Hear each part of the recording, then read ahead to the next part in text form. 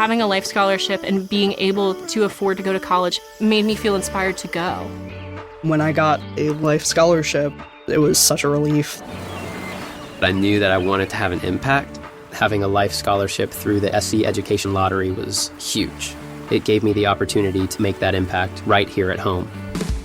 The South Carolina Education Lottery. A better you, a better us, a better South Carolina. Visit sceducationlottery.com/betteryou.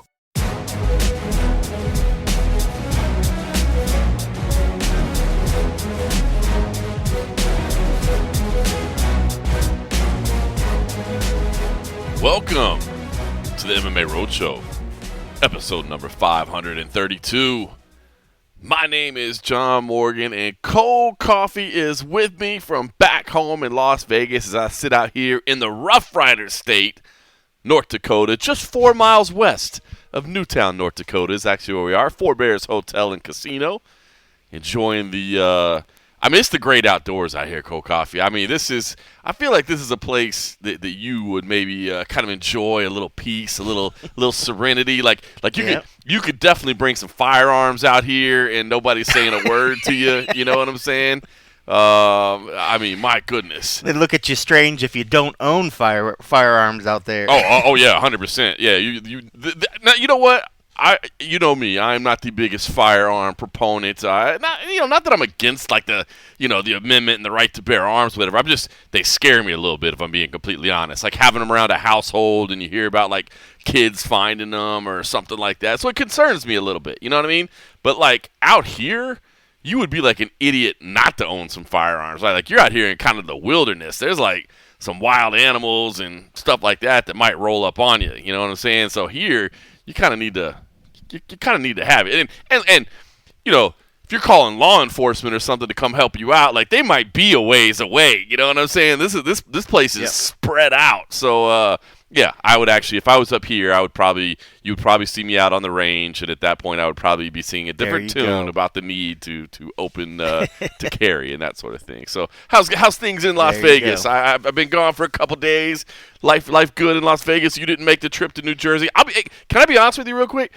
I thought the UFC pay-per-view was next week in my head for some reason. When I was mapping out things, I really thought I was going to be here this week, and then I was going to be in New Jersey next week at the pay-per-view. Now, I figured it out a couple weeks ago, obviously, these are like the next consecutive night. So, I actually was planning on being out in New Jersey to the point that I was talking to some of my guys, like our photographer, Manny. I was like, because he lives like right by the arena in Newark. And I was like, I'm going to be in town. Like, we should get together, maybe have some dinner, do some stuff like that. And he, I guess he kept, like, entertaining me and just being like, yeah, we'll definitely do that or whatever. But I think he, like, knew that the schedule was wrong and so, like, thought I was an idiot. And finally I had to text him, like, a couple weeks back and go, I'm totally sorry. I will not be in Newark, New Jersey at all. So, anyway, you didn't make the trip either. You're enjoying hanging out this week? Yeah, no, things are good. I actually got some friends coming in town this weekend, so I'm actually going to get to hang out with some friends. So, yeah, I'm not minding staying home. And we've said it before, man, working on the couch, doing the remote editing thing is nice. I like it. Granted, it's fine and it's fun to be on site, and I'll get to do that in just a couple weeks when we have UFC 317 here in town. But no, I'm enjoying it. The weather's nice outside. We did get a little bit of rain the other day. I can't remember if you were still here when we got the thunderstorm. That might have been. Was it yesterday? No, maybe it was a couple days ago where we actually had some thunderstorms and people were showing pictures of hail, which doesn't happen often here in the desert. Yes. People freak out when they see it because they're just like, "What is that? What is this?" Well, small icy substance falling down on my car, Hail in that's always neat to see people dealing with hail. Well, I was going to say hail in Las Vegas is pretty random or rare just as it is, but in June as well. Come on. Yeah, 100%. Well, listen. Yeah, it's a little strange, but no, things are good. Things are good. Always good to be here in Vegas, man. You know what it is. You know what it's like. I love it here. Listen. It's great, man. Here's the thing is, you and I both love being at the pay-per-views, especially. But I will say the East Coast pay-per-views where you're getting out of there at like 4 or 5 o'clock in the morning and rushing home, like, no fun. I can take or leave those. Nope. I can take or leave those. So, all right, well, listen, I am out here for CFFC. Yeah, and especially in some of the locations like a Jersey or New York where, like the transit a lot of time from your hotel to the venue might be 40, 45 minutes or more, depending on when it's happening, So like it's not as fun as it all seems, but yeah, no, those boys can enjoy Jersey, fellas. Enjoy Jersey. I did hear from my buddy Manny that lives next to the arena that I believe it's a big like a Portuguese food festival or something out there. So I don't know if your boys Mike Bond and Nolan King are getting to enjoy a little Portuguese food festival next to the arena while they're there. But he said it was a big deal. I don't know much about it, but he said it was a big deal. So. Well, I certainly hope so. I'll make sure I'll hit up Nolan and make sure he's aware of it. If not, to go check it out. Yeah, they could eat some meat for us. That sounds so terribly wrong. However that sounded, you could take it. Was I being polite? Was I not? You'll never know. All right, listen, I am out here for CFFC 143. We'll talk about that a little bit. But I will say, man, I'm obviously I've been making this big, job transition for a while. It's so much different now, man. Like when I used to go, so this is my third time being in North Dakota. Four Bears Hotel and Lodge, cool place, man. And then it's massive construction going on. They're building like a whole new tower. We thought the new tower was going to be ready. It's not just yet, but they're getting close. They're adding like a new steakhouse, this whole new tower. They're redoing the whole entrance and this big. I mean, they're doing a lot of expansion here. So this place has been here a long time, but they're really trying to upgrade it.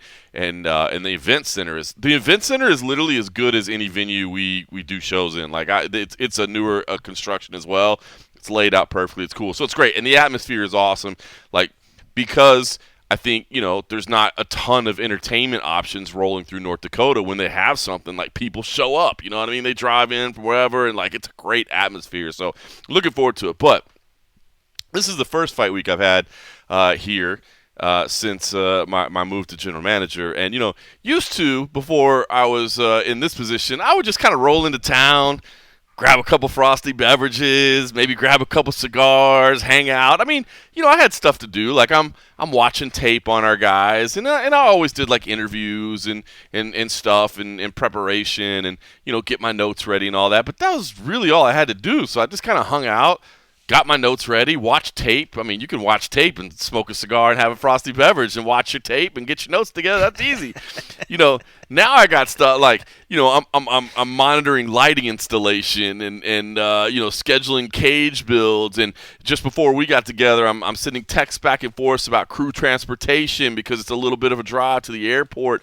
We're monitoring fighter arrivals. We got weigh-ins later today, and how are weight checks going? And are there any things that we need to worry about and that sort of thing? So it is a much different experience. One that I will say that I both asked for and absolutely love, but I will say I'm having to like adjust my mind. It kind of reminds me of like when I first had a kid, and like when I would come home, like I would go on UFC trips, and I would come home before we had a kid, and my wife, I'd come home and she'd be like, "Baby, how you doing? I did this little project around the house while you were gone, and I did this for us. And oh, by the way, here's dinner that I cooked." And I'm like, "Wow, this is great." And then once we had a kid, like once I got home, it was basically just like, "I've been a single mom while you've been in Brazil for a week. So here's your son. I need you to take care of him for a while I actually get some rest." And so it was a big adjustment of like making sure your mindset was there and everything was different. And so I'm kind of going through that right now, but I'm absolutely loving it, man. It's fun being so much more ingrained in the organization. So it's definitely changed the weeks, yeah. But it's great, man. We got a great card. It's always fun seeing Ramsey Nijum has a kid on the card, so like seeing an old friend, that we've covered his career, and now he's kind of transitioning into the coaching phase, and he's got like a kid that he's coached since he was a teenager that's making his pro debut. So it's pretty cool, man. I'm enjoying that side of it, and because I got here a little bit earlier. See, when I was just doing commentary, then it wasn't necessary for me to arrive so early, so I came in kind of late. Now, obviously, I got a lot more to do. I got to get here earlier in the week. But I did learn about this. Fun fact. So, this area, It's again Four Bears Canoe Lodge, just west of Newtown, North Dakota. It is run by the 3 affiliated tribes. Okay, it's an organization of the 3 affiliated tribes. That's who we work with. That's our partners here. That's who owns the casino and all that. Great people, all the people around it. But the first time I heard the 3 affiliated tribes, I was like, man, how cool is that?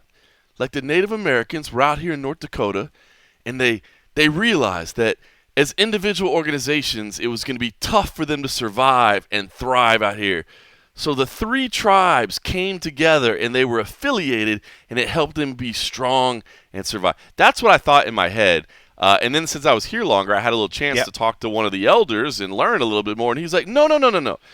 They were 3 different tribes that the government just pushed together and was like, wow. Yeah, you guys live here. This is where you have to live. You have to go to this piece of land, and that's where you get to go. And so they were kind of forced into living together and making do in the area. But they got the last laugh because they found oil on their land. And so they were forced onto land by the government, and then they found oil here, man. And obviously it's they have flourished ever since. So nice little history of the land here. I just did a quick. It is. I just looked it up. The reservation consists of 988,000 acres, of which 457,837 acres are owned by Native Americans, either as individual allotments or community by the tribe. And it says the 3 are the. I hope I don't say these wrong, but I'm sure I will. The Mandan, the Hidatsa, and the Arikara Nation. Well, sir, known as the 3 affiliated tribes. That is why I just use the term 3 affiliated tribes, because I also did not want to butcher it. They are kind hosts here and great people, and I did not want to butcher the names. But yes, so a little bit of history. Well, see, I'm not there, so they can't do anything to me. Well, this is true. It was actually interesting. One of the gentlemen I was talking with yesterday, he was saying that like years ago, I think they said like in the 70s or 80s or something, maybe even older than that. But one of like the tribe elders had like a vision and was like, one of these days, I think it was an older woman, if I remember the story correctly, and I apologize if I get it wrong, but that said that one of these days our land is going to look like a birthday cake with candles everywhere scattered throughout the land, and we will thrive. And everybody's like, what are you talking about? And now when you drive through it, you've got those refineries that have that long, kind of peak with the flame at the top of it. I was like, that is crazy, man. Like, she saw it, didn't understand what she was seeing, but she saw the vision for the future, and like, this is what the land will thrive, and it has, man. So anyway, cool little backstory. I thought it was neat, as soon as you man. said that, I was like, oh my goodness, I know where you're going. That's cool. Isn't that crazy? That's very, very cool. It's crazy. All right, well, listen. We're here for CFFC 143, but of course the world is talking about UFC 316, a card that I am intrigued by, man. Obviously the press conference will be coming up shortly, and there'll be some more stories and some more back and forth, but, checking out the media day, checking out all the interviews, everything that's been going on. I've said it, and we've been talking about it. When this fight between Merab Dvalishvili and Sean O'Malley was first announced as a rematch, I really just was not very interested in it at all. I thought it was far too soon, and it felt, I don't want to say selfish, that's the wrong word, but it just felt like the UFC was like, can we get Sean O'Malley another chance just in case? Like, he's kind of one of our stars. Like, let's get him back there. And not that he isn't deserving. Like, he's great and all those things. But I got to say, and I want to get you, because I feel like you look at things a little bit different than me, and maybe sometimes a little bit more realistic, maybe cynical. I don't know what the right word would be, but like maybe, yeah. It's one of those two. Take your pick. Once again, was it positive? I don't know. Was it negative? Did I mean for you to eat some meat? I don't know. But no, I've already had a response from Nolan. I sent him that message, and he was like, "Ooh." So he's into the man meat. I mean, the Brazilian meat thing. The Brazilian man meat, you mean? It's Portuguese man meat. I mean, the meat held by the Brazilian men, with the skewers, the gauchos. Obviously, that's what I meant. Oh, ridiculous. We are so immature. All right. Now I'm literally craving I'm literally craving a churrascaria right now. You started thinking about it. You're definitely doing churrascaria tonight. It's been too long. So I wasn't really excited, but then Sean O'Malley starts doing interviews, and again, I mean, the joke about some of the things that he's not doing, but not smoking weed, staying off social media, take your pick on where you stand on the importance of abstaining from masturbation in fight preparation, I guess, how that factors in. But then even just little things, it's symbolistic, I guess, or like the whole thing of like he's not going to dye his hair, you know what I mean? Like I'm not just trying to be the flashy guy. At least this is the way I interpret it, is that like I feel like he really is taking the lessons to heart of what he learned in the first lesson, taking a deep look at himself, not trying to make any excuses, and saying, I want to give myself the best chance of winning this fight that I can. And again, it's still a hell of a stylistic matchup because Merab Dvalishvili is incredibly tough against anybody. But I feel more intrigued now than I was when the fight was first announced. Has any of that excited you more or lend you to believe he has a better chance this time around, or is that just silly storytelling? I mean, I definitely would think anytime that somebody really looks at themselves and decides what they did in their preparation for the first fight, and obviously he found that he needed to make changes, whether that deep down he felt that he didn't take Merab seriously in the first one, and so he kept doing everything that he was doing and thinking like, oh, I'm that good, I don't need to do what I don't need to push myself too hard. This guy is he's just all talk, I'm the bigger guy, blah blah blah, and then he gets through that fight. And the thing for me, I still feel like they never really came to grips that they lost the fight. I don't know if I've ever really heard him say like, you're right, Merab, you got the better of me that day. Him and his coach still swear, it seems that they won that fight. But even outside of that, he decided that he needed to make changes. So obviously he thought that he either didn't do enough last time, or he wanted to make sure that everything was given for this preparation. And when somebody says that they did that, and if that's 100% true, then I got to think he's going to have a more invested, better performance. So that's exciting for me. I'm with you that I thought this was a really, really fast turnaround. I like this fight, though, so I wasn't really like, oh, okay, here we are again. It wasn't the immediate rematch that, some people and what Sean and them were clamoring for, right? When they were saying that they didn't lose the fight.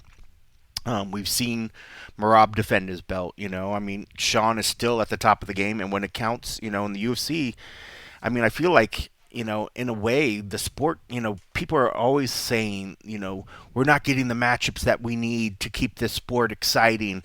The fans are losing interest, blah, blah, blah. If this is like one of those fights that people need, if this is what the fans ultimately want, and us diehards are like, well, the division should have, there's other guys that could get in there. If this is what it needs for the casuals and other stuff to kind of keep them excited, and if in fact people think that the sport is dying, it is a fun matchup. We know what we're going to get fight week. Somebody out of the two, whether it's Sean or whether it's Merab, there's going to be some funny lines throughout. There's going to be some other drama from the other stuff that's happening on the card. So yeah, I mean, I'm into it. I mean, we know what we're gonna get from these two guys when they both show up and give everything, and that's exciting.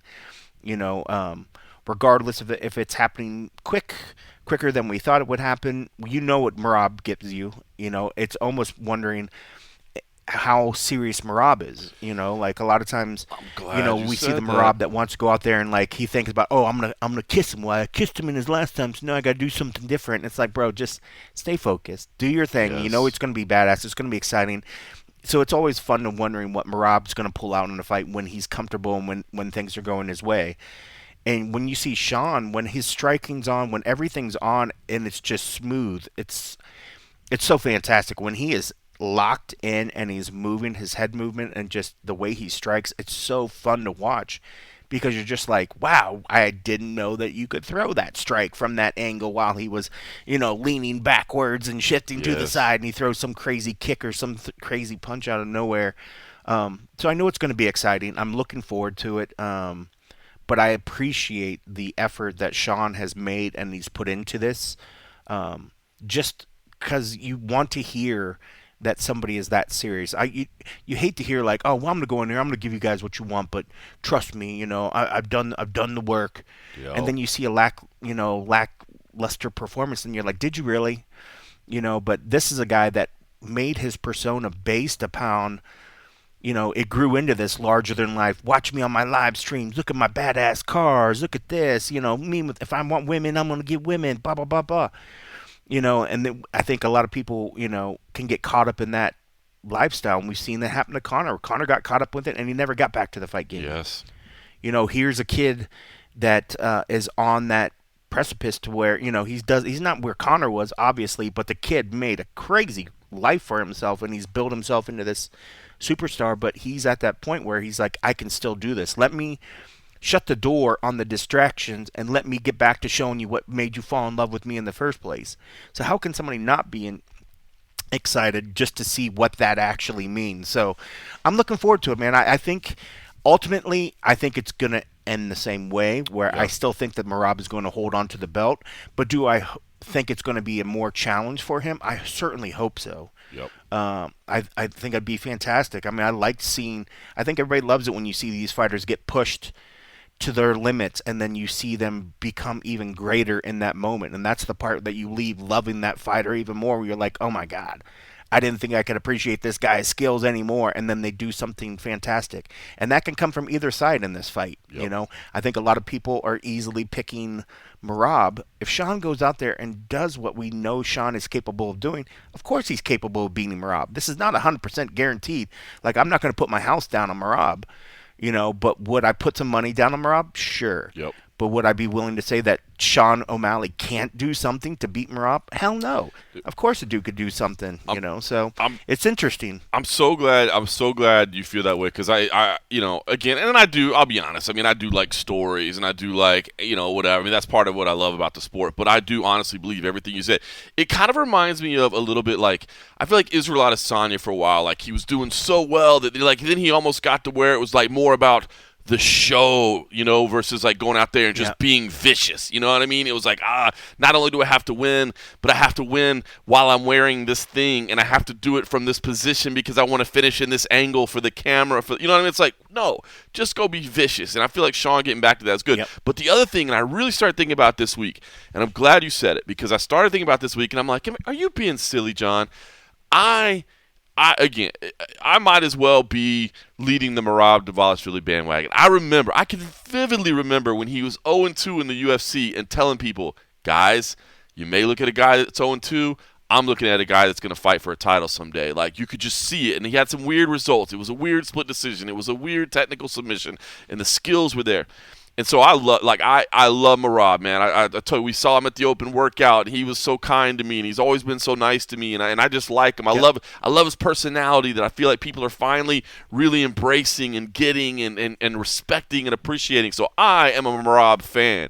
But you said something that I was thinking about earlier this week. I'm like, is he going to try to get too silly in there? Like, is he so comfortable? He's no longer the guy that's not getting respected. He's no longer the guy that's not the champion. He's no longer the guy, you know what I mean? Like, life is good, everything's good, and he's already beat Sean O'Malley. And you said it.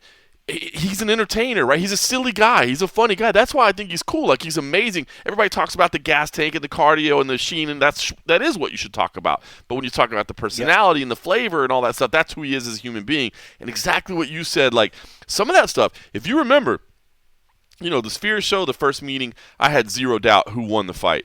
But if you go back and score it round by round, it's a little bit closer than you might remember, just because he kind of gave away some rounds because he was messing around a little bit and having some fun, and it scares me a little bit. So if Merab comes in, because if you just know, I'm getting video game character Merab and video game character Sean O'Malley, right? Like, they are their exact capabilities. You know what I mean? I'm picking Merab. I'm picking Merab. You know what I mean? I'm picking Merab. The way their styles match up, the way they execute, I'm picking Merab. But if I do have this refocused Sean O'Malley, this guy that feels like I got something to prove against the guy, Merab, who's like, I already beat him, and I'm going to go in, I'm going to have some fun, and I'm going to kiss him again, and I don't even need to shoot a takedown. I'm just, hey, we just saw it with Bilal Muhammad, right? Where Bilal was like, man, you know what? I don't even need to show my grappling. I'm going to show my Canelo hands. And I love Bilal Muhammad too, so I'm not criticizing him. But sometimes people get these things in their heads about they need to perform a certain way or they want to accomplish a certain thing when it should be about, like, just go win the fight. So I am a little bit scared that Merab gets a little too casual in here. And I did like that he actually when he sort of brought that up at that media day that we had at Extreme, he kind of mentioned it a little bit, but I kind of felt like if he's aware of it, then he knows that, okay, I can't get too carried away, but it's hard to think that he wouldn't. I mean, especially when you see, like, we go back and look at when Zuck was there. He had a guy bent over and he was, like, talking to Zuck. Yeah. And then you get over to the Sphere, and he's jawing over at Hunter and Dana and those cats, and it's just like, bro, we get it. You're funny and you're really, really good, but, like, seal the deal. I still remember when Cody Garbrandt was in, and luckily the fights play out in their favor. But when Cody Garbrandt was fighting Dominic and he was really feeling himself and he was doing all the little feet work and stuff, I was like, bro, you're killing him right now. Don't clown and get knocked out. Right. I guess all you have to do is look at Exhibit A, as in Anderson Silva clowning around in front of Chris Weidman. All it takes is you clowning around and somebody slips up, Yep. Granted, when Rob usually does it, he's in a dominant a dominant position. Correct. So it's not like he's on his feet and he's like, doing whatever and trying to do the moonwalk and then takes a kick to the head. He's usually in a controlling position where he has the guy struggling to get up. Okay, if that is the only point where you're going to try to showboat, I'll give you a little leniency, but I'd rather you just finish it and focus on that because, if you give time away and the judges think like, okay, well, he's in top control, but was he doing anything? I saw him motioning off to the side, but that doesn't count for points. Like if you're actually doing damage instead, that goes a lot further. So, but it's interesting. You bring up the video game characters, and it's I almost feel like on Sean's side, you almost could have that bonus character. Like we've seen the Sean with the hair and everything, and that's the first character that's been in the game. Right. You almost you have to put in this promo code, and now we get this Sean version because it could be a completely different version. You know what I'm saying? Yes. Like he looks different. He looks different than the other game version. Acting different, right? Not different. Not interested in really talking or putting on lines. Yep. You know what I mean? Just like. And who would you play with? Yep. That's kind of interesting because I would see where I would be like, well, shoot, I want to play with both. I kind of want to see what both do. Mm-hmm. Whereas Marab doesn't really have a second character. Yep. Marab, you know what Marab's going to get. Like maybe there's the Marab, maybe there's the bonus code where you add it and he can do different, taunts. That's all you get. That's the only add-in that you can get on Marab's character is the taunts. He adds the taunts. But I feel like with Sean, I almost like this could be a different bonus character that we see. And so at that point, the outcome, nothing's guaranteed. I mean, as much as, we say it all the time, we think we know what we're talking about. We think we know what we're betting. We think we know what we're doing with our picks, where none of us are 100%. Right. We try to get, we do decent, but, you can go in and have everything thinking. But at the end of the day, it's a fight and, things happen. It's all a little bit of chance in there. And, if by O'Malley doing what he's doing, he's giving a lot of chance to go back on, his side. He's doing the right thing. So it's going to be interesting. But yeah, I'm totally excited because that's the kind of thing when you watch this fight, that either guy is capable of doing some great things. So it's interesting. You just like with Sean, you feel like there's more potential for those, oh my gosh, moments to kind of come out of nowhere if he's fully focused. So I'm going to be at the edge of my seat, which would be my couch, I'm going to be looking forward to that. Hey, it's not a press room. It's not a press room. It's not a press room. I am not going to be in the middle of Newark at 2 a.m., trying to struggle to stay awake to watch this in a crowded room with a bunch of other mofos. I'll be at home enjoying the fight, but I'll be at the edge of my couch, man, waiting for this one. It's gonna be a lot of fun. I agree, man. I'll let it be known now. My wager with our friends over at CloudBet will be on Merab Dvalishvili. I still feel like it's the right pick, but I'm far more intrigued by this, given all the build up to it, than I was initially. So I think it's going to be a good fight. I want to get your thoughts on the co-main event as well, because this is another one.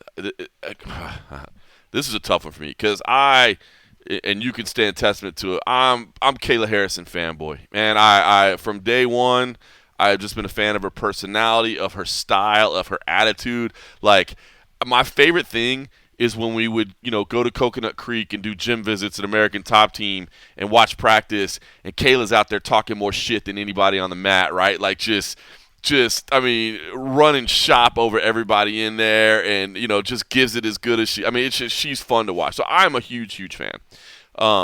And I do believe, I've always felt that she had the ability to be a UFC champion well before she ever made the transition over.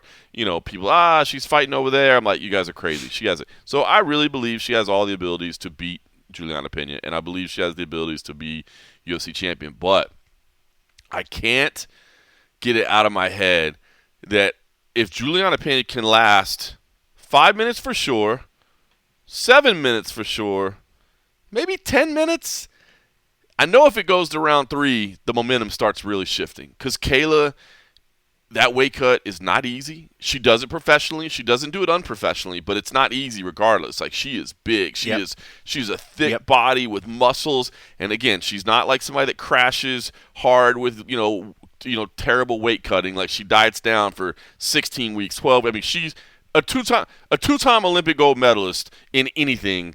You don't need to question their professionalism, their work ethic, their dedication, all those things, right? She's got all that.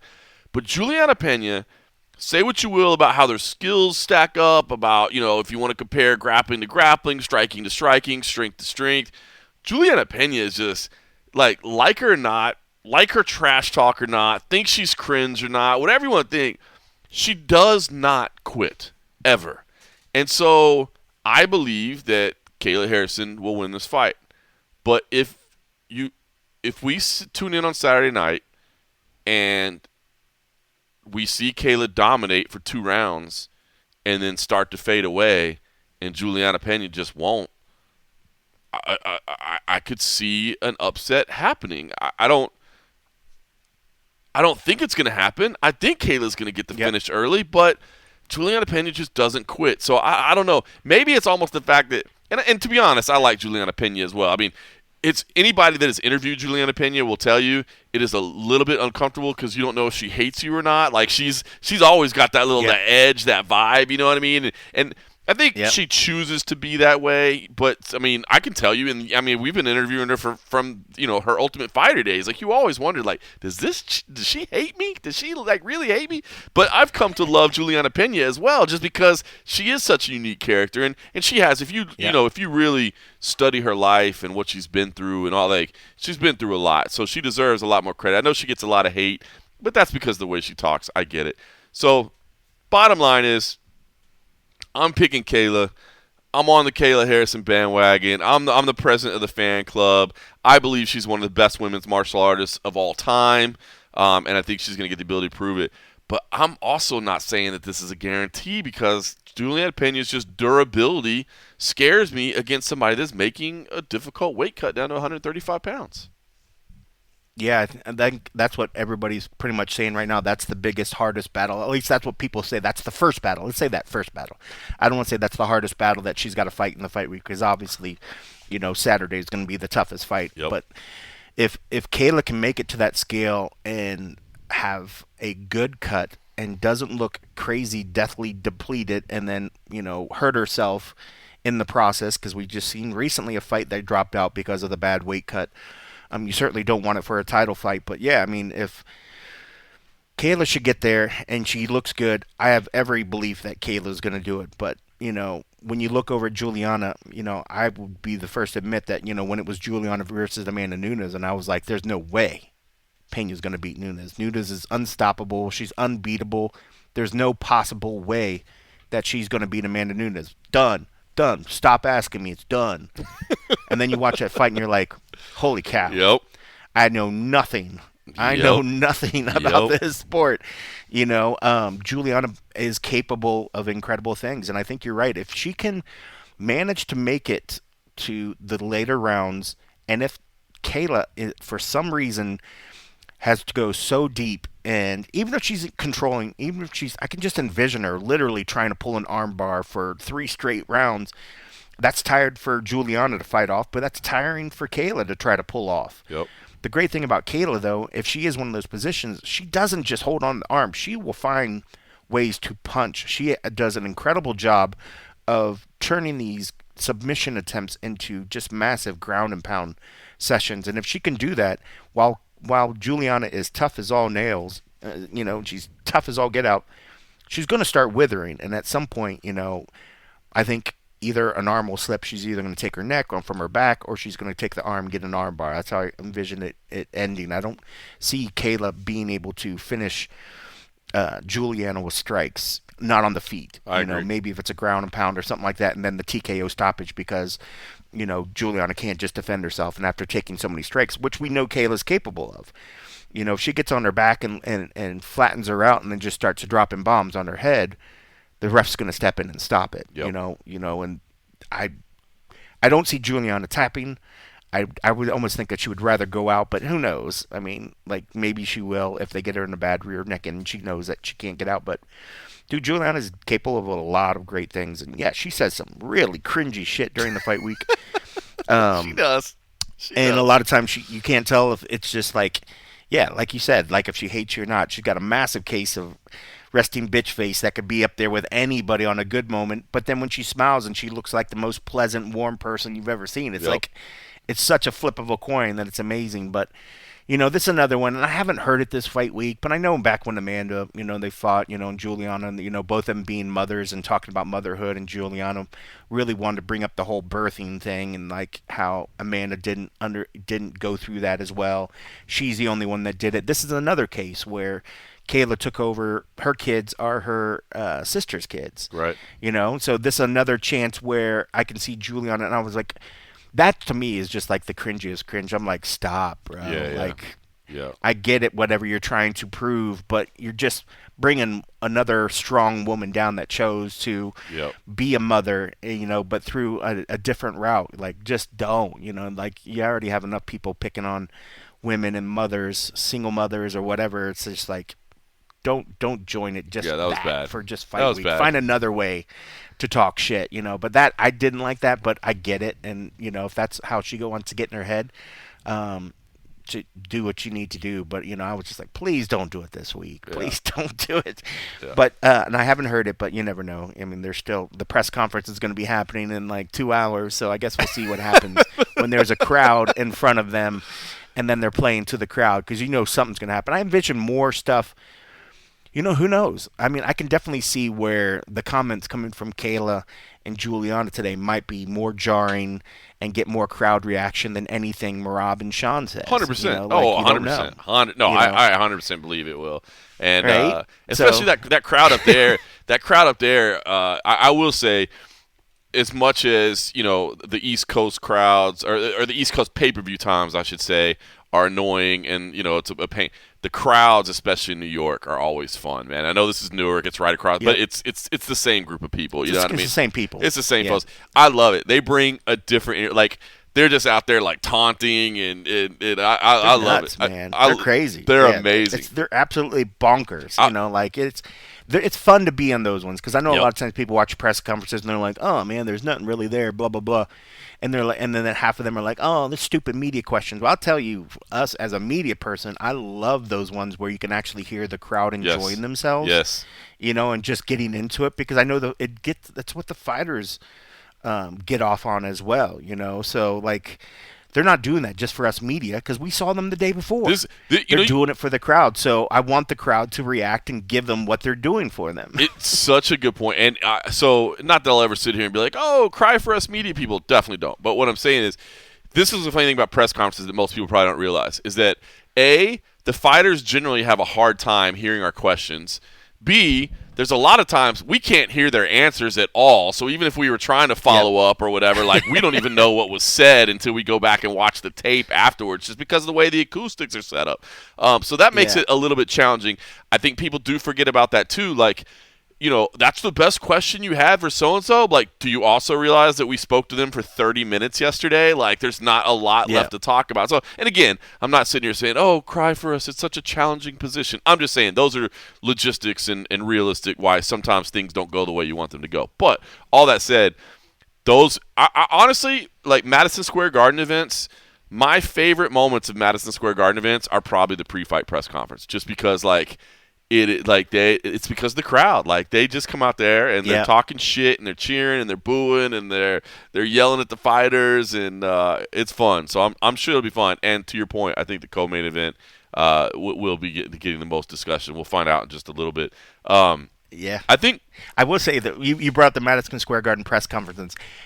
They are fun because of the fans, and then they immediately suck because when they're running us out after it, since it's a union house, they absolutely hate us trying to do work, and they immediately make us rush out of it. So they're always true. such dickheads. They're like, you're like, bro, I'm trying to break down my camera gear. They're like, you gotta go. You're like, you see me literally taking apart? Like, I have lenses to detach and microphones, and you see all these cables in here? Like, I'm trying, and they're literally like, you gotta go, guys. I hate them so bad. You gotta go, guys. It's so ridiculous. Guys, what are we doing here? You gotta go. You gotta, guys, you gotta go. Like, you're wasting my time talking to me while I'm trying to break down you are literally slowing down the process of me leaving right now. Leave me alone.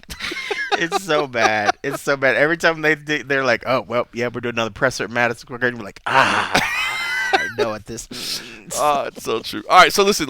So here's what's interesting about co-main event that I'm kind of – what I kind of want to see, and again, like and I always say, I'm not taking a side, but I am a fan of Kayla. I'll be honest with you, and I do think she can win. If I'm game planning for Kayla, I'll say that.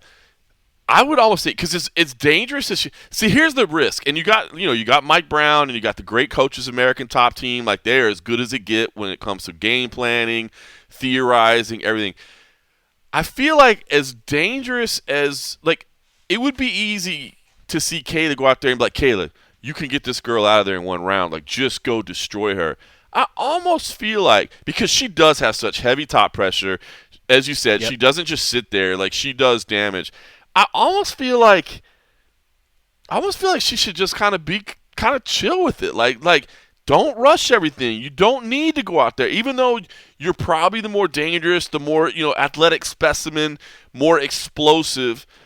It's like you almost don't need to do that because we don't even want to give Juliana a chance to deplete your gas tank early, to survive. Yep. Like, don't try to finish this in the first round. Don't try to finish it. If you do, you do. You know what I mean? Like you always say, don't look for the knockout punch. Just touch, and then you'll be surprised what might happen. Like, don't force it. That's but if it's there, take the opportunity. That's kind of what I almost feel like the thing should be, because in the same way, because I 100% agree with you. I don't think Kayla can knock out Juliana Pena. I just don't. On the feet. Ground and pound, 100% she can. Her ground and pound's nasty. Yep. But I also don't think Juliana Pena can knock out Kayla Harrison on the feet either. So, I don't think so. Right? Yep. So I just feel like, honestly, don't force anything. You're comfortable. You know what I mean? Obviously, don't be lackadaisical, but I almost feel like I kind of want to see, if I'm game planning for Kayla Harrison, a little bit more of a steady pace to start out. Yeah. I mean, I don't even there's always going to be some sort of a feeling out process. Like, nobody wants to have a fight where, it's like Derek Lewis and Francis, where it's like, all right, we're just going to walk this whole round. We're not actually going to throw anything.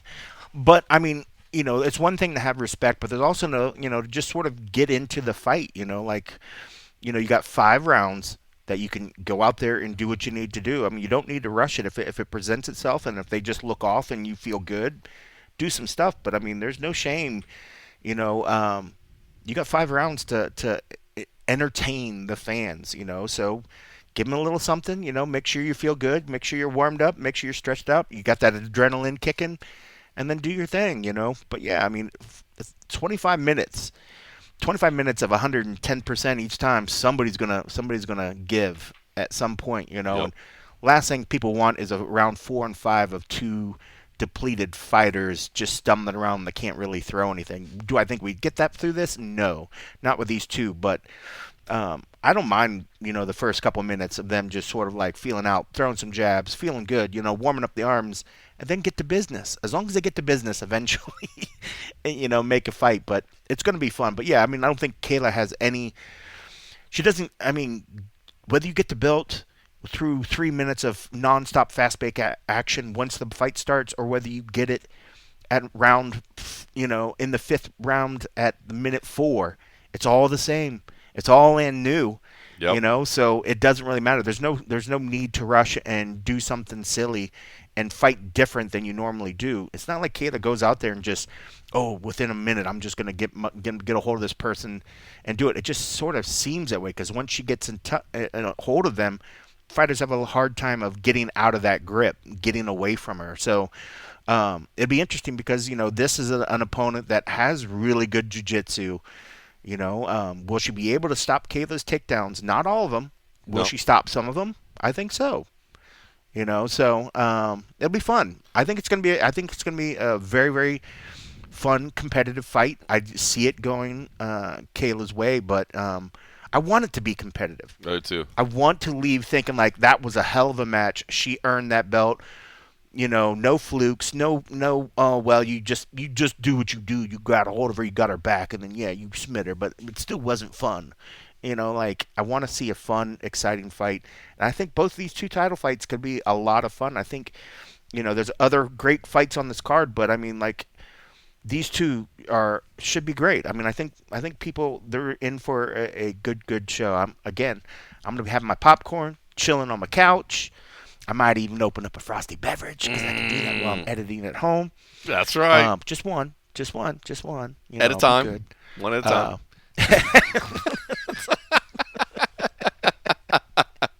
Just one at a time. That's what I meant. Just one at a time. No, I'm actually taking an early flight home from here, so I'll be home in plenty of time to watch it, and I'm actually looking forward to it as well. I will say a Kayla Harrison win, I think, opens up a fight with Amanda Nunes. Amanda has openly been teasing that for quite a while. They've been kind of circling each other for a little bit. And I will say this, and I think this is one of the reasons I'm a big fan about Kayla Harrison too, is the way she went about, for the past several years trying to set up a potential fight with Amanda Nunes, because she always said, they trained at the same gym, and obviously Amanda Nunes ended up leaving, and Kayla always said, she was asked about it all the time, and every time she would say like, I don't really want to get into this, but I would love to be where Amanda is. I want to call myself the greatest of all time. I believe she's the greatest of all time now. In order for me to have that tag, I think I have to beat her. But it would be always about respect. She always said, like, this is not going to be I'm going to disrespect her and I'm going to talk trash about her and I'm going to do this. Like, no, I think she is the greatest of all time, and I want the opportunity to be the greatest of all time. So even though we have trained together, even though we sweat together, even though we've worked together, I would appreciate the opportunity to get there. And it sounds like, for all intents and purposes, again, they've been sharing videos and tweets and whatever else for a while that Amanda Nunes, should Kayla Harrison win, is looking to make a comeback and set up what could be a big super fight, and a lot of fun and a lot of storylines and a lot of attention to it. So I'm looking forward to that potential possibility. Now, I guess I'll throw it out there. In terms of women's mixed martial artists that we didn't expect to see fighting again, I hear you hearing some rumblings. I hear the rumor mill. Rumor mill has been grinding. I know that obviously I would never ask you to hear where you've heard these things or how you came about the information, because in your path to becoming Journalist of the Year at the World MMA Awards, obviously protecting sources and yes, I hear that's a thing. That's a thing. But no, you heard, I don't know how much you can share without giving away where you heard it or who you heard it from, or how you came about this particular information. But you said something to me that there's very few times that you send me a text message and I hit you back with like, what? And this was one where normally I'm right there with you. You sent me this and I'm like, huh? So share what you can share. What I'm sharing is that I'm hearing that the one-time greatest women's mixed martial artist is in fight camp to return to the UFC for a title fight. Chris Cyborg? And that is Chris Cyborg. It is not Chris Cyborg. It is Ronda Rousey. That's cool, dude. I'm hearing Ronda Rousey is in fight camp for a potential title shot. Which makes a lot of questions. And when the first question I was talking to you, I was like, that's got to be 45, right? Or are we talking 35? The 45 doesn't really even exist. But, with this Amanda thing going around and with the potential of Kayla going around and all these rumors, obviously maybe it was enough to bring her out of the woodworks. Now, if you go and supposedly look at like her social media and some of the posts that she said, she's just working off baby fat. She's just working off, being out of whatever. But I'm hearing she's working with people that she worked with in the past that would not reflect a, say, WWE return or a movie return. You could do that with anybody. You don't train with, MMA coaches. Right. If that's what you're trying to do. That doesn't make any sense unless you're just like, oh, hey, buddy, what's up? I haven't seen you for a little bit. Let's hang out. Let's do some stuff. I think you go back to the people that you work with when things were going really, really well. And that's what I'm hearing. I'm hearing she is in fight camp, not just trying to work baby fat off or whatever. She is in fight camp. And the love and respect that the UFC has for Ronda. If Ronda said that she wanted to come back and fight, the UFC would bend over backwards to make that happen. They would bring a division back that has been saddled and kind of mothballed. They'd be if like, Ronda wants to come back. They'd be like, it's kind of funny. We were just thinking about adding the 142-pound division, 55. like just something like what are you about 141 and a half right now? We were just thinking about adding the 141 and a half pound division. So, well, listen, I will say this. Obviously, again, I've been very busy up here in North Dakota. I have not reached out to corroborate any of this information that I heard from you very recently before recording the show. So I want to make it very, very clear that not presenting this as factual evidence by any stretch, but I wanted to at least give you the chance to share that, because if this does happen, now listen, I'm going to be honest with you, probably like a lot of people listening to this at this moment, I have a lot of doubts. And I love me some Ronda Rousey, man. I know a lot of people disparage Ronda Rousey. I will never be that person. I had the honor of calling some of her amateur fights, and I was on board right away. I was like, guys, this girl is special. You're not going to believe it. And man, I was there, through her run at Strikeforce, and then I'll never forget coming to the UFC and seeing women and their daughters show up at open workouts and shaking and crying and couldn't believe it. And there's so many women now. I mean, the entire women's game is because of Ronda Rousey, and not just because she got into the UFC. It's not that. It is that, but it was because. And they'll tell you, there's women fighting now that saw Ronda Rousey as young girls and were like, holy shit, women can do this too? Like, I want to do that. You know what I mean? So, you will never hear me say a bad word about Ronda Rousey whatsoever. Even, the people that were like, oh, she, do I believe it would have been better had she talked to the media after she lost in Australia? I do. But I get it. Her entire, we've talked about this over the years. Her entire who she was destroyed in that moment, you know what I mean? And she's talked about it. And so I get it, man. Would I advise her to do things a little bit different here and there? Yes. Do I think that she owed us anything? No, absolutely not. She doesn't owe us anything. So I will be a Ronda Rousey fan to the day I die. But I assumed that she was done. She tried to make the comeback. Obviously didn't go well. She was done. I was wholeheartedly assumption that she is never, ever, ever, ever, ever doing this again. Wait. Would she come back just to grapple? Now that the UFC is finding grappling people? But, that is always a possibility. But, I don't think you need to go and do it in secret. That's and true. Train for, oh, hey, guys, I want to go back and do a grappling competition. She could have done grappling anytime she wanted to. I don't think there would be, unless she's that sort of I don't want people to make the jump. Say if she was doing just grappling, maybe she assumes that we're going to make the transition to MMA because she's training in a discipline. Maybe she wants to be secretive. I think she'd become much more secretive after, dealing with what she had to do with, sort of the down part of her career at the end where everybody seemed to be hating on her for everything. So maybe now she's just I don't want to do whatever. Yep. But I still feel like it could be more than that. Right. And I have no doubt that, when it comes to whether I think Ronda would make the walk and earn a huge paycheck, I have no doubt that she's capable of that. The only doubt I have is she capable of beating the top stars that we have right now, and is she capable of beating Amanda, who has even stepped away for some time? I don't think that she has that in her. Yeah. But I don't doubt that she's not capable of showing up and making a big splash, taking some cash, and then going back and enjoying herself again, and enjoying the life that she's built for herself.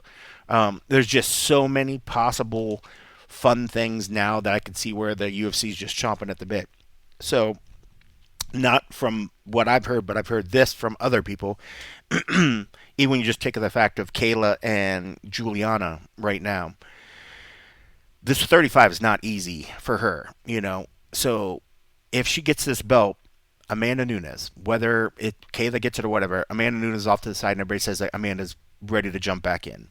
I'm hearing that there would be a rematch or a match with Amanda at 145 is what the plan. That's what I've always heard. These other people. That's what I've always heard. 145, Yep. and then there would be the potential for a rematch at the 135 if Amanda could get down into 135, and then potentially try to be a 2-belt champ again. Come back, fight. They bring the belt back or whatever for the 45. That's just been kind of mothballed right now. Even though nobody has it, she laid it down and then just kind of went away or whatever, right? Well, hey, there is the potential. Kellen Vieira and Macy Chesson just opened the division back up last week, baby. They just opened the division back up, which is crazy because of that was such a strange weird occasion. Yep. But just going on this, if Amanda does come back, I mean, knowing that there's a potential that you have stars, like even for these, even if it just becomes a one-off fight thing, to be able to bring Ronda back in the mix for some of these big super fights that people always wanted but couldn't get, and then get them again. Kayla Harrison always wanted to fight Ronda, and she always wanted to fight Amanda. Well, maybe not while they were training, but you knew that people always made that fictional match up in their head, like, well, what if? To have a gold medal judoka fight a silver medal judoka, even though, Kayla's much more in her prime than where Ronda was, where Ronda is now. Ronda's not the same Ronda that she was when she was, freshly off of all that other sort of stuff. But it's always a match that people will pay for. And then, that's the thing. Like, people pay for Jake Paul to beat up withered, old, retired MMA fighters. So to have Kayla Harrison come back in and fight a Ronda, there's going to be people would be still clamoring for that because they always wanted it. Let me. Could it all just be rumor mill? 100%. Could she be training for something else and in fact just trying to lose baby weight? 100%. But it's not what you were told. It feels, with the timing and everything, the feeling feels like this is real. Okay. This feels like this is real. It feels more than just what ifs sort of stuff. All right, so let me go back to the fact that if I was still working at MMA Junkie, I would not be writing a report on this, right? That's at that point, we verify both sides, we talk to multiple sources, but right now we're just friends talking and sharing information that was heard. And I said, let's just in case it does happen to be true, I want you as the future journalist of the year to have the idea. I want to put a pin in this. I want to put a pin in it. But here, let me lay this out for you. I don't want to be that Kevin Kev guy that everybody hates because he just puts some random shit out and throws it at the wall. Like I ain't trying to do that. Look at Crazy Kev catching strays. Kenny Ken versus Kevy Kev. Crazy Ken catching strays. All right, but hold on. But let me play devil's advocate. Let's say the information that you're hearing is true. How about this? Because I'm gonna be honest with you, and I just said how much I love Ronda Rousey. I don't love Ronda Rousey's chances against Amanda Nunes now. I don't love her chances against Kayla Harrison, if I'm being honest with you.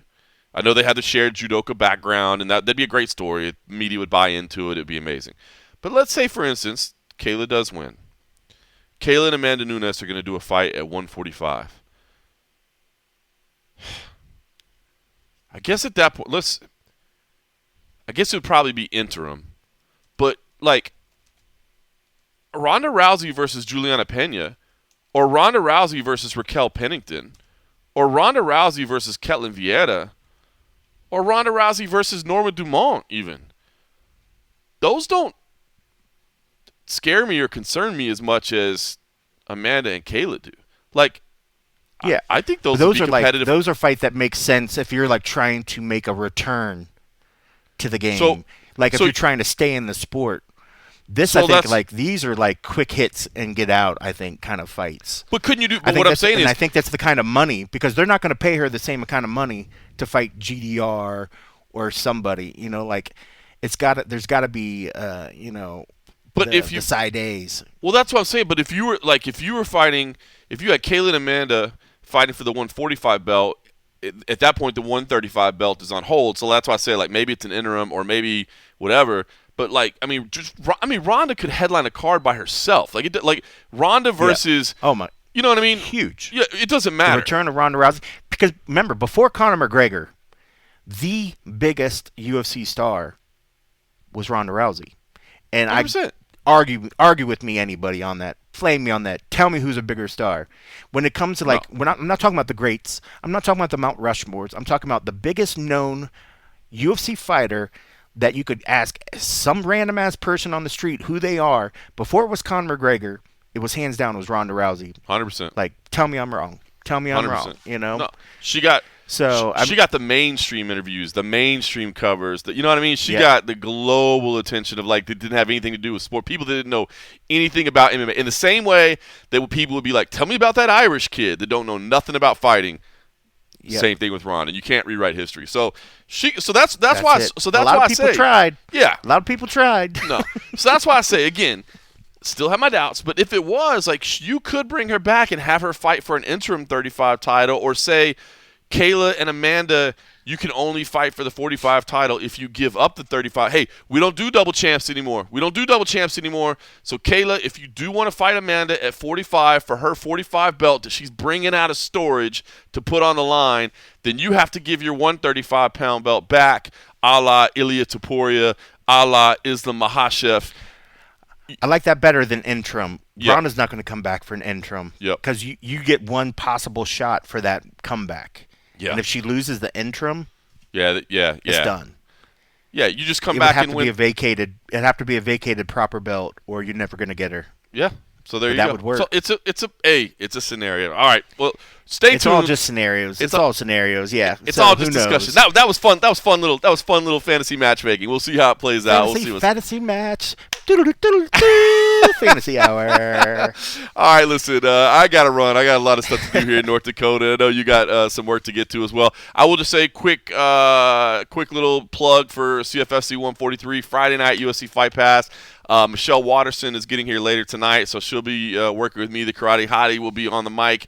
Bilal Hassan versus Jason Eastman, flyweight title fight. Bilal Hassan, go check out our YouTube page. Go check out our social media pages at CFFC. Like, this kid is moving the needle, especially with the Indonesian audience, man. They support him, and the guy is fun to watch. If you haven't seen Bilal Hassan, you should. He's 23 years old, and the dude is an absolute savage. It looks like a future UFC flyweight. But you got Jason Eastman, who's 10 years older than him, who has an awesome flex on social media. He trains an American Top Team. He's been there for years. He comes from a wrestling background, so might be the best wrestler that Bilal Hassan has faced.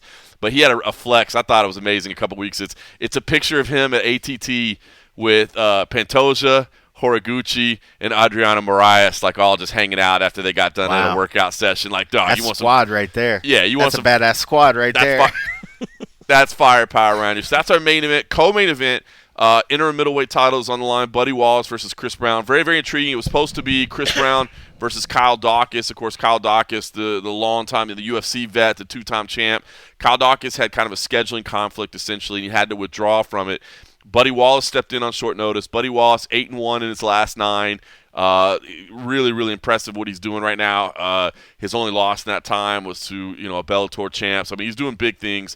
Buddy Wallace actually played college football in North Dakota, so he's excited to actually be back here and he'll actually have some old friends that are making the trip in to watch him compete. Meanwhile, if Chris Brown wins, this gets real interesting because Chris Brown, we were talking to him ahead of this, and he was basically just he just called Kyle Dawkins scared, basically. He's like, Kyle Dawkins ain't got no heart. Like, he wouldn't fight me. He's scared. He's like, he ducked me. You know what I mean? So if he wins the interim title and then you got, a unification match later this year of somebody that's been like, hey, that dude right there has no heart and he's scared and he's afraid of me, like, that gets fun, right? That gets exciting. And I can tell you, obviously, we love Kyle Dawkins around here at CFFC. I can tell you he's not scared. He did have a conflict, and he did hate the withdrawal. But, it's fun when the challenger feels that way, and you have little things to talk about. It makes it exciting. So anyway. 100%, man. Yeah.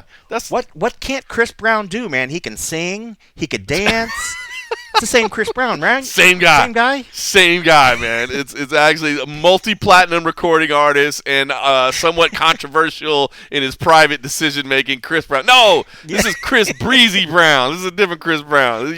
Breezy Brown. It's okay. You're allowed to cheer for this guy. I don't think you're allowed to cheer for the other Chris Brown anymore. So anyway, yeah, good stuff. So it should be fun. CFFC 143, and then I'm taking an early flight home because I'm going to be just like you, UFC 316. I can have more than one frosty beverage at a time because I have no work to do. I'm just going to be hanging out, watching some fights. And, of course, me and you will talk about it all on the and a half episode on Monday for everybody at patreon.com/the MMA Roadshow. Stay tuned to social media. We'll post our picks for our friends at CloudBet. We appreciate them supporting the show. Yes, indeed. Stay tuned. I do want to give a quick shout out to PFL. There's people questioning their decision-making process, but $25 tickets is pretty cool, and the free app in the United States so we can watch all the international events. I think that's pretty cool. They've gotten a lot of criticism. I'll give them some praise. I got to run. I got stuff to do. People have been texting me while we're doing the show. I got stuff to handle. I know you got work to do, so I got to get out of here, and I'll just tell everybody, thanks for listening.